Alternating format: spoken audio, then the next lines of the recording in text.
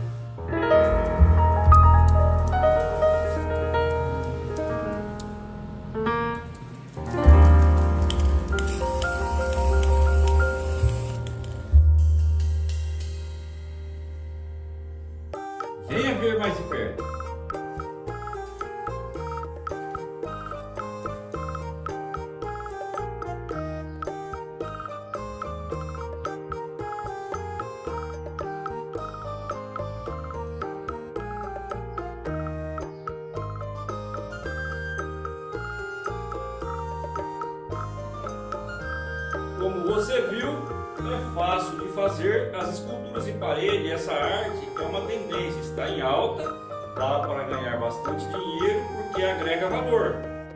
É uma peça única, personalizada, eterniza o momento, emociona a família, todo mundo gosta. E você, gostou dessa arte? Deixe nos comentários. Não se esqueça de fazer o triplo C. Curte, comente e compartilhe com os amigos. Um forte abraço!